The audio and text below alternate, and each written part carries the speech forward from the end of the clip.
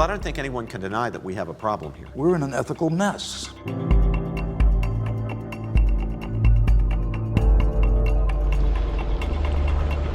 The financial crisis has rocked the world and shaken markets worldwide. It has caused an upheaval in millions of lives. What went wrong, and why did it go wrong?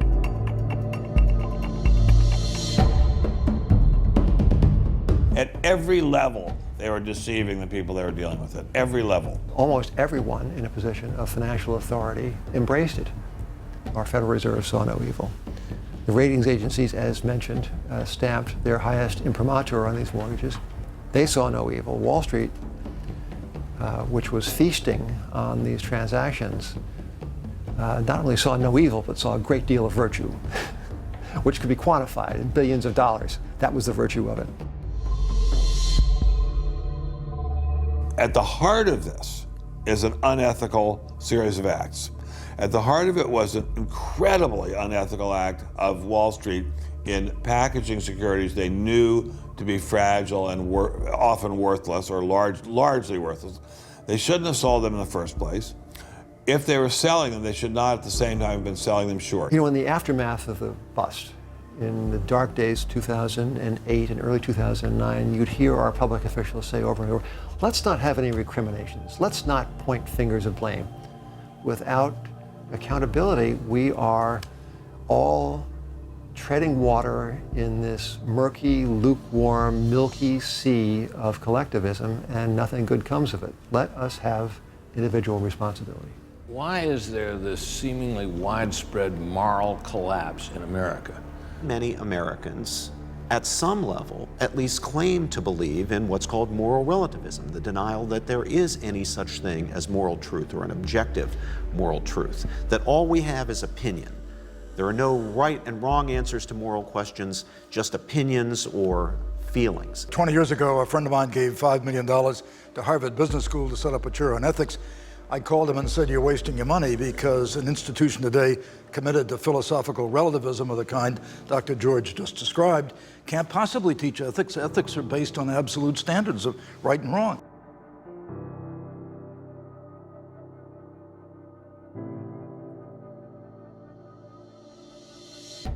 I'm a graduate of Harvard Business School. I graduated with high distinction, so I was named a Baker Scholar, so I was in the top 5% of the class. Unfortunately, the school does not subscribe to the idea of ultimate morality, of ultimate good, which is good in and of itself, outside of any context, and which is translatable across cultures, times, it's applicable everywhere. They do not subscribe to that concept. Problem is, there's no mandate. There's no fundamental agreement on the way the world works. And so you're reduced to discussing practical behavior in certain situations. To be sure, I think most people don't wake up at the start of the day to go into their office to say, today I'm going to be unethical. Today I'm going to commit the world's biggest fraud. It's a series of steps that takes place over time, at which point someone finally crosses a line and goes too far. So what's happened is, the way we've been taught since we were little is we're taught that the opposite of a fact is an opinion. And facts are empirical statements, and everything that's good, true, beautiful, right, wrong, kind, compassionate are just matters of opinion. It's embedded in the way we think. We've got to work on this problem in every dimension. It can't just begin in business school. It's got to begin in homes, in churches, in schools. At every level, we have to be working together to rebuild a consensus around a sound and coherent ethic. How did we get here? How did we get into this situation of incoherence? What's happened is that over time, the Christian moral foundations that allow you to make the kinds of ethical and moral judgments that you're talking about here have deteriorated.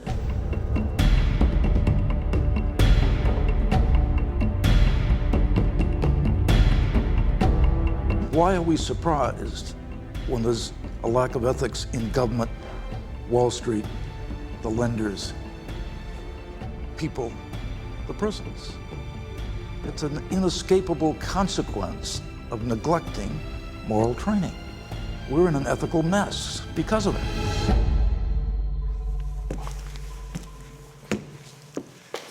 Well, you've just seen the problem. Thank you so much. Thank you. Thank you.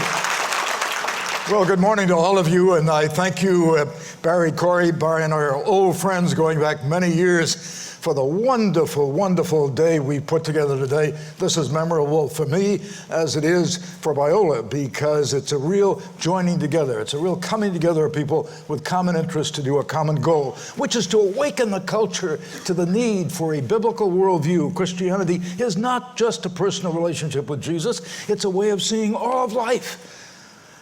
It's a way of seeing how God views the world and then ordering our lives accordingly. If there were, as a friend of mine just recently said, if there were 5 million people across America who decided to do the right thing, you would have a spiritual revolution in this country. You would have a moral reformation, which, if you watch that first clip, is exactly what is desperately needed. Now, it's also great for me to be here and to be introduced by Frank Pastore. There isn't anybody else in radio or in many walks of life that I admire and appreciate as much as Frank. I love going on his program. We'll start out with a 15-minute segment and go for an hour. And if you listen to us this week, by the way, you heard us talk about the clash of civilizations which is occurring in the Middle East. You want to talk about worldviews being important? You look at what is happening in the Middle East today, and you're seeing two radically different worldviews. You're seeing people who believe in theocracy engaging a view of life, which we in the West have, which is democracy. And we're saying these are democratic reformers?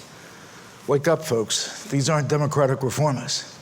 This is the Muslim Brotherhood just about to take over with radical Islam. So we're seeing a clash of civilizations. Frank and I were talking about that on the radio, and I got a lot of emails from it afterwards, and people saying, that's pretty tough stuff, isn't it? Yeah, very tough stuff.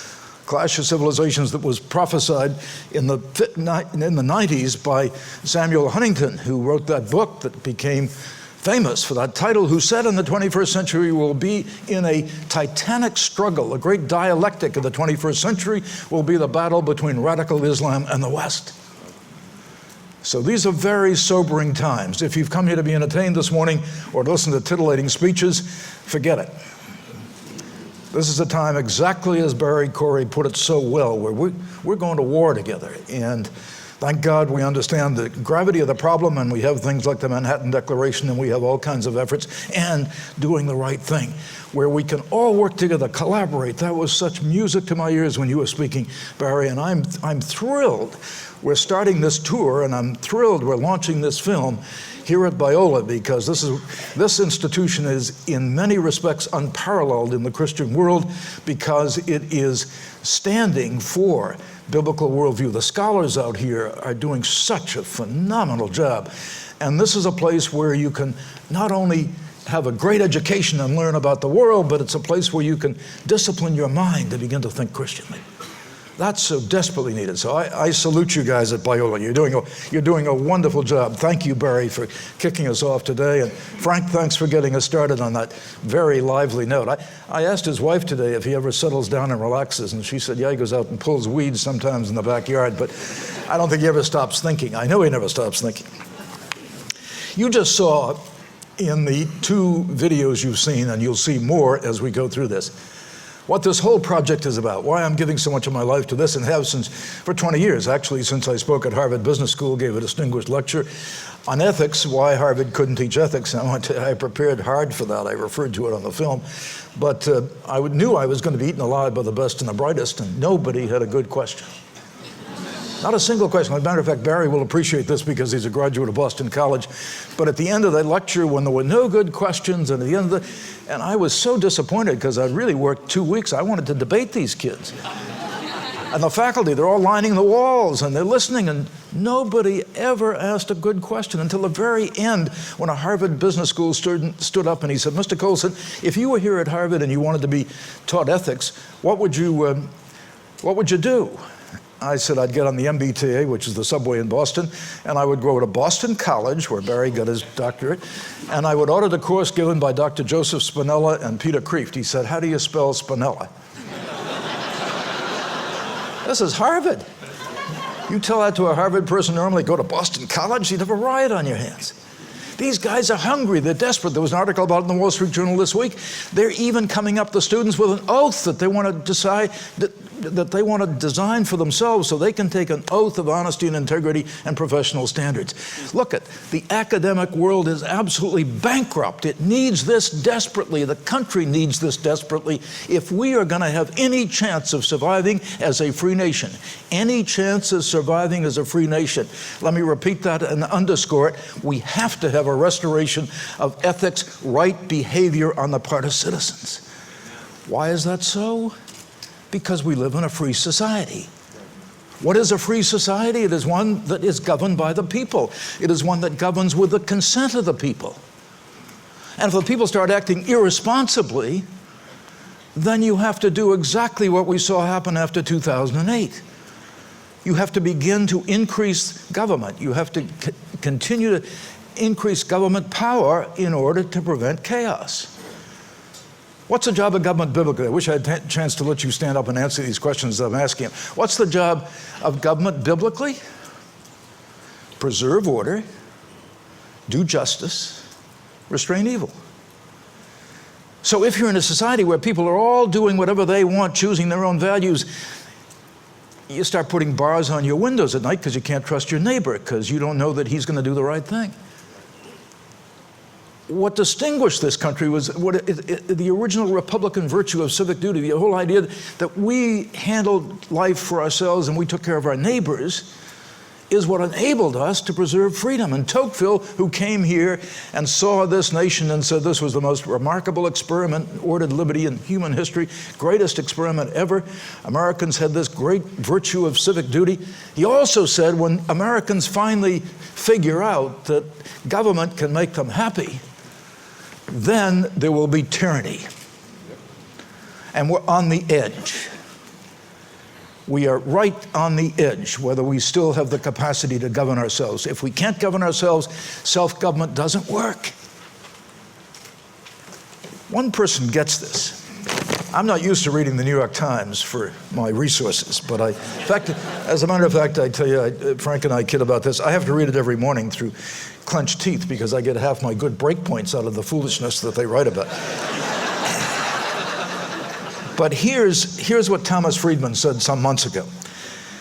He's commenting on a series of articles which came out because a poll showed, and it was a cover story in Newsweek, that America was now number 11 in the world, whereas it had always historically been number 1 by all standards. It dropped precipitously to number 11. And so Friedman, if you know the author of The World is Flat, great writer, great editor, liberal columnist for the New York Times, a Jew, he has always taken the liberal position on his issues. But he wrote this great book, The Earth is Flat. And he says, why is it that we now are number 11 in the world? And here's how he concludes it. China and India have been catching up to America not only via cheap labor and currencies, they are catching us because they now have free markets like we do, education like we do, access to capital and technology like we do, but most importantly, values like our greatest generation had. That is a willingness to postpone gratification, deferred gratification, a great Christian virtue, invest for the future, work harder than the next guy, and hold their kids to the highest expectations. And then he concludes the article this way. In a flat world where everyone has access to everything, values matter more than ever. Right now, the Hindus and Confucianists have more Protestant ethics than we do. And as long as that is the case, we will be number 11. Folks, that's it. That's why 20 years ago after I spoke at Harvard and I realized what a catastrophe we've got because relativism has, we've gotten what Pope Benedict calls the dictatorship of relativism in our lives, where there is no truth. And I realized we've got to do something to restore this. So what does this film series do? This film series has this objective. And by the way, we use natural law, common grace, and prudential arguments. This course is already picked up to be taught at Princeton, which I'm not surprised at because we had 2 Princeton professors on the panel who are subverting Princeton's culture. Wonderful. Hallelujah. And Wake Forest, where the dean of the business school, Steve Reinemund, has decided, former president of Pepsi-Cola, that he wants to put this in as a course in the business school. You got a professor at Harvard Business School who is entertaining doing it. We have a number of others, but we've made this accessible to secular markets. Now, why do we do that? Because we no longer as Christians can just talk to ourselves. We got to learn how we can talk to the world in prudential terms. I've been in 48 of the 50 state legislatures preaching about criminal justice because I've given my life to working in the prisons these 37 years. And I love it, and I love biblical justice. I'm now concentrating all my time on this because I think, or 90% of it, because I think this is the critical issue of the day, and the legacy I can leave behind is to turn a whole school of prophets like you loose, teaching the kind of stuff that I've been teaching and giving my life to. But when you look at what is happening today in the world, you realize how vital it is that we begin to teach this, that people begin to see in the secular world what our Christian faith teaches us as Christians, but we've got to be like Francis Schaeffer, the great apologist, great. If you haven't read his books, please start reading them. All of you who are students, you must read them. Francis Schaeffer once said, we have to act like missionaries to our own culture. We do not know the language as Christians. We do not know the language that the secular world speaks. And one of the great things about Biola is you've got so many people on your faculty who do this, who translate Christian truth into words that are accessible to the secular mind. Vital, and that's what we do in this film. Maybe if you learn nothing else from this film by watching this film, then how to talk to your secular neighbors, that would be a plus. So we are framing this in arguments that other people can understand and access. And you'll have someone like Stan Seminow, a Jewish psychiatrist, on here saying that he studied the crime. For 17 years, he studied crime, and he discovered that the cause of crime was not environment poverty, as everybody thought it was, but the cause of crime was the fact that the individual made a wrong moral choice. And you'll see on this film a Jewish psychiatrist saying, therefore, the answer to crime is the conversion of the wrongdoer to a more responsible lifestyle. Not bad. Later we discovered it was a lack of moral training during the morally formative years, which is why you'll see spoken throughout here, and that's why I've seen the prison population just explode, because these kids come in with no father, no role model. So without a role model of a father, they find the role model nearest to them, the gangs. And the prisons are full of them. All a breakdown of the family. Character is formed. Character is learned. You'll see that in this film. This film deals with a crisis in 2008, which was ethical failure at every level. And that's exactly what is being referred to here by Thomas Friedman. It's exactly what the government commission that came out 2 weeks ago discovered. It's what people more and more are beginning to understand. Wow, this was an ethical failure. So then we deal with how do you form ethics? How do you have good response? What ethics is the way things ought to be. That's the definition. Well, that's a truth claim. And so we go to session 2. You'll see a little video clip of it today in which Martin Luther King gives his great letters from the Birmingham jail. Absolutely, I'm a lawyer, and I can tell you this. I've repented many times, but I practiced law for many years as well.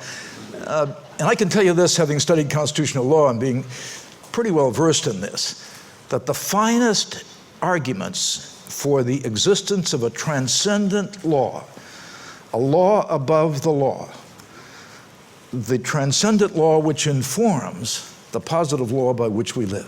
The finest argument for that was made by Martin Luther King, written on scraps of paper in a jail in Birmingham, toilet paper, and smuggled out of the prison, his letters to a Birmingham jail. Eloquent. Citing Augustine and Aquinas and the Christian tradition, the view of the law above the law, the authority for law. So truth is knowable, and if you watch session 2, you will see that. That's the first ingredient to establish that there is truth. The second ingredient, however, and this is the really tough one that we deal with in this film, and I think session 3 in this film is worth the whole price of the film series. Session 3 is you can know what is right and do what is wrong. The Apostle Paul's great lament in Romans 7. Exactly what I discovered when I was in the White House. I didn't think I did anything wrong. I was just, we were in a crisis situation with wars going on, and it wasn't until much later when I could reflect back on moments when I should have said something and didn't, saw what was happening and didn't do anything. Because we all have the infinite capacity for self-rationalization. You'll see me talk about that on the film. And so we want to do right, but we don't. So what's necessary? The transformation of the will. C.S. Lewis talks about this in a wonderful article, which is in The Abolition of Man. It's entitled Men Without Chest. Read it if you read nothing else in college, read that. Men Without Chest talks about the fact that the passions of the stomach overwhelm the reason of the mind. So the way in which the reason of the mind controls the stomach is through the will, the spirited element, as Plato called it. We realize that that's what happens to us when we're converted. But how do we teach this to secular people? We teach it to them by explaining to them that what is necessary is conscience. First of all, the word comes from conscientia, with knowledge. The worst thing you can say in today's environment is that let your conscience be your guide. That's a permission slip to do anything you want. No. The conscience is, as Cardinal Newman said, a stern monitor. But it's informed first by the virtues.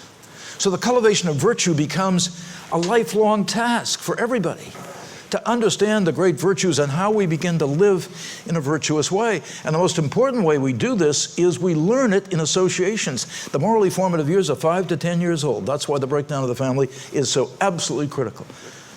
Because if we're not learning those values, then if we're not assimilating the virtues necessary to live a life of good character, after that it's all catch-up.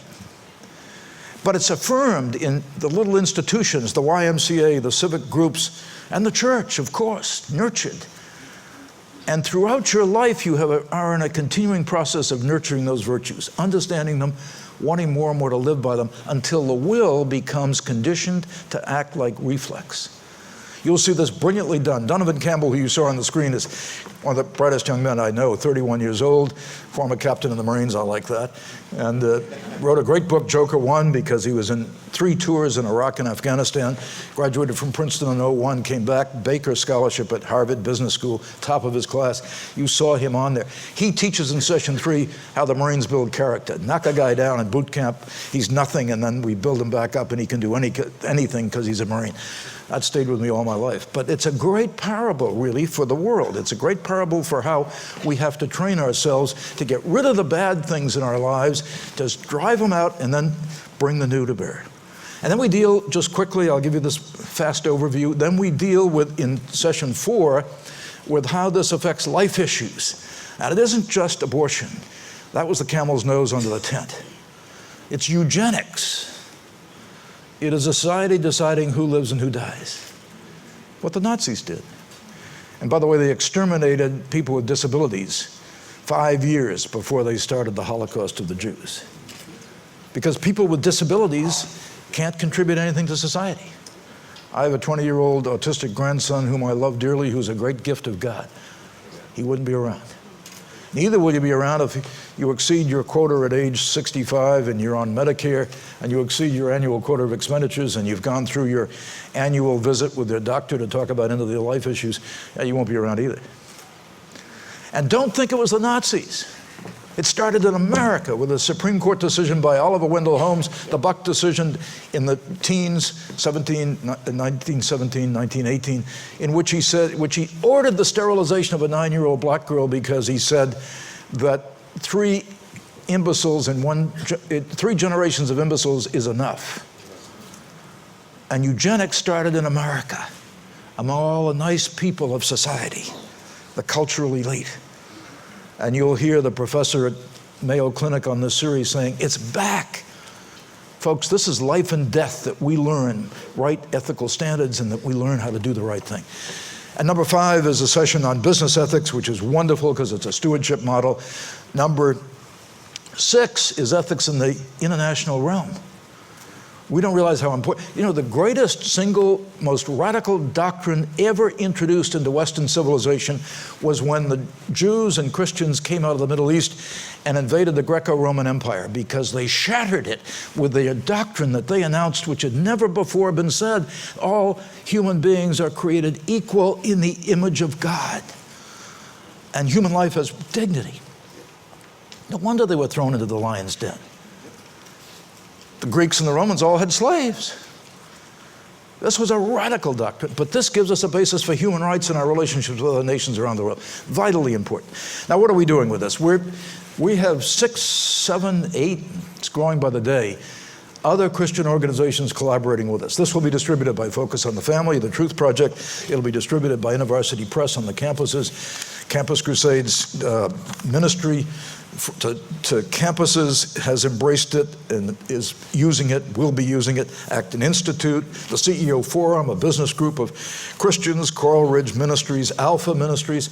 And what we've done something very radical. We put up the money, Templeton put up the money for this film.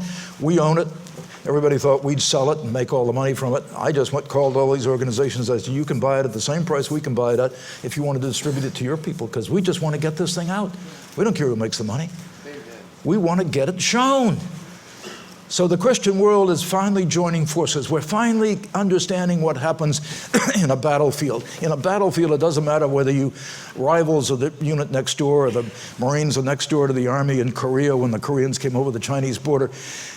You could start a fight in any bar room anywhere between Marines and Army, but there they were joined shoulder to shoulder because they faced a common enemy.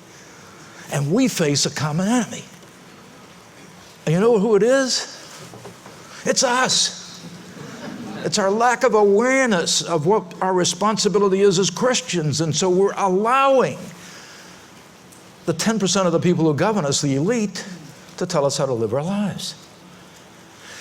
Peter Berger at Boston University once made a very trenchant statement, which I'm going to leave with you. He said, America is a nation of Indians, India being the most religious nation in the world, governed by Swedes, the most irreligious nation in the world. Right. And it's exactly right. And I say it's time we take it back. I say it's time that the Christians say, enough is enough. We're going to go out and we're going to bring Christian truth to bear on every single walk of life. We're going to see Christianity as a worldview. Thank God that is being taught here so well at Biola. We're going to join forces. We're going to come together, and we are going to represent the views of 90% of the American people who want to do the right thing, but they've been told that it's politically incorrect to do so.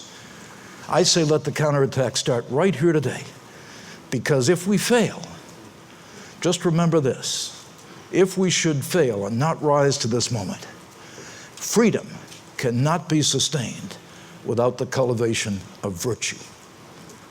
And that can only come from you and me. Let's go do it. God bless you. Amen.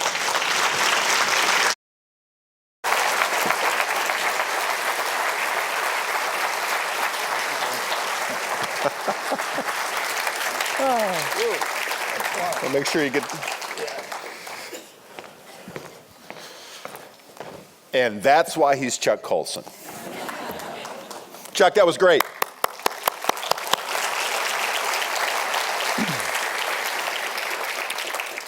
Two days ago at the National Prayer Breakfast in Washington, D.C., at the 59th annual prayer breakfast started by President Eisenhower in 1953, Robert Wallace gave a moving address. I played clips of it on the show yesterday. You may not know that name, Robert Wallace. He is the guy that wrote the script for Braveheart and We Were Soldiers with Mel Gibson, and the movie Pearl Harbor with Ben Affleck, and most recently Secretariat, a master storyteller. And he said something that piggybacks exactly what Chuck just said. That Tolstoy wrote that on a battlefield, a very interesting thing can happen. If you have a man that panics and retreats away from the enemy, that panic can spread throughout the ranks and you can then have a massive retreat. However, if you have a virtuous man who at that moment, at that crisis on the battlefield, stands up, bears his flag high, charges at the enemy, just a standard corporal on the line. If he runs at the enemy, You can have a spontaneous assault and a rally against the enemy and often lead to victory. The challenge today is to lift our standard. It isn't about you as an individual, it's about the Lord that we serve. It is about us becoming the kind of people that others want to emulate by our love for one another. This isn't about going to the culture or me hopping on the radio show or you and your sphere saying, hey, I went to a conference and I know how you should live. It's about us living in such a way that we win the right to be heard, and when asked, we have something to say. The issue is dealing with truth. I want to introduce Sean McDowell, one of the biggest names, not because of his dad. He has earned it on his own. A number of books that he has written. He's a Biola grad back in 97, 98. He was the captain of the basketball team, which I love. Went on to earn 2 master's degree at Talbot School of Theology, as both a master's in theology and a master's in philosophy. And he's currently working on his PhD. He's written a number of books. He knows how to connect with young people. Because if you're 53 like me and you're sort of on the other side of that midpoint line, that we win a bunch of bald 50-year-old guys, nothing's going to happen. But if you win the minds of the young and get them living in such a way that the world wants what they got when they're 20 or 15, then you can have a huge impact on the world. So I'm investing a lot into the Sean McDowells and the John Stone Streets, the young stallions of our movement who get this stuff and they know how to connect.